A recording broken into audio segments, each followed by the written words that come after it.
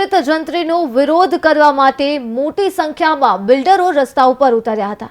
Builders group ખેડૂતો કેડરાઈનના આગેવાનમાં વિરોધ રેલીનું આયોજન કરવામાં આવ્યું હતું। તો અકોટા સયાજીનગર ગૃહથી કલેક્ટર કચેરી સુધી આ રેલીનું આયોજન કરવામાં આવ્યું હતું અને કલેક્ટરને આવેદન આપી જંત્રીના દર કાબૂમાં આવે તે માટે રજૂઆત કરવામાં આવી, કેમ કે જંત્રીનો ભાવ વધતા જ વડોદરામાં મકાનના ભાવ બમણા થઈ ગયા છે અને બમણા સુધી થવાની શક્યતાઓ છે। તો અગાઉ પણ 2011માં જંત્રીના દરનો ઉગ્ર વિરોધ નોંધાવવામાં આવ્યો હતો। જો આ દરનો અમલ થાય તો લોકોના ઘરનું ઘર આજનું સ્વપ્ન રોડાઈ શકે છે। જરૂર પડે કોર્ટના દ્વાર ખટખટાવવાની ચીમકી પણ ઉચ્ચારવામાં આવી છે। આજરોજ ક્રેડાઈના વડોદરા ખાતે જે પણ આગેવાનો કાર્યરત છે, લગભગ ક્રેડાઈના બધા જ આગેવાનો એક સાથે આવી અને તાજેતરમાં જે પ્રાથમિક પ્રસિદ્ધિ કરવામાં આવેલી છે નવી જંત્રીની, એના વિરુદ્ધમાં કે ઘણી બધી વિસંગતતાઓ છે એવી એમની રજૂઆત છે। વિસંગતતાઓના કેટલાક એમને મૌખિક કિસ્સાઓ પણ જણાવ્યા છે અને એ કિસ્સાઓ લેખિતમાં પણ રજૂ કર્યા છે તેવું તેમની રજૂઆત છે। આજની જે અમારી રજૂઆત જે મુખ્યત્વે હતી એ જંત્રી બાબતે હતી।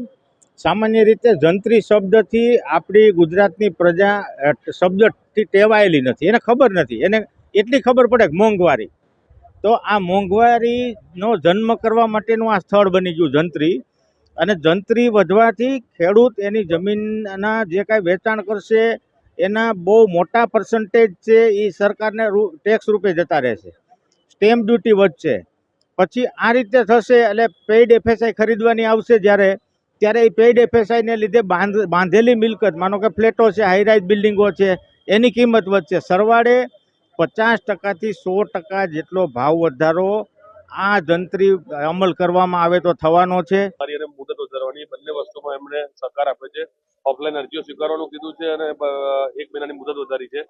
એટલે અને બીજું અત્યારે અમે આવેદન પત્ર આપી અને વાંધા સૂચનો લોકો પાસે મંગાવી છે, ખેડૂતો પાસે, બિલ્ડરો પાસે, અને એની લેખિત સ્વરૂપે રજૂઆત કરીશું। આપી શું રજૂઆત છે? સાયન્ટિફિક રીતે સર્વે થાય અને જે જેન્યુન જંત્રી હોય અમલમાં જે છે એ પ્રમાણે આવે એવી જ અમારી રજૂઆત છે। આવી રીતે એડહોક જે પહેલા 100% 200% કરી અને 200% સીધા જે 2000% કરી દીધી છે। બાજુના સ્ટેટ જોઈએ છે, મહારાષ્ટ્ર છે અને બીજા સ્ટેટ છે, એની અંદર એવું છે દર વર્ષે 8 થી 10% વધારો હોય। કોઈ વસ્તુ પર રાતોરાત 2000% વધારો એવી તો કોઈ વસ્તુ હોતી નહીં દુનિયામાં।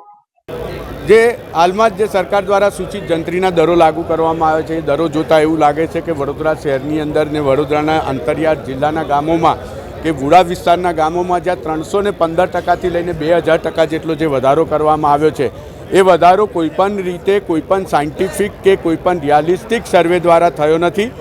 પહેલાં પણ 2022માં જ્યારે જંત્રીનો સર્વે શરૂ થયો ત્યારે ક્રેડાઈ વડોદરા દ્વારા રજૂઆત માનનીય કલેક્ટરશ્રી જે તે વખતે એ બી ગોર સાહેબ હતા ત્યારે રજૂઆત કરી હતી કે સ્ટેક હોલ્ડરોનો સે હોવો જોઈએ અને જંત્રી તૈયાર કરવાના જે પેરામીટર છે સુપ્રીમ કોર્ટની ગાઈડલાઇન પ્રમાણે ક્રેડાઈ દ્વારા રજૂ કર્યા હતા કે આ રીતે જંત્રી તૈયાર થવી જોઈએ।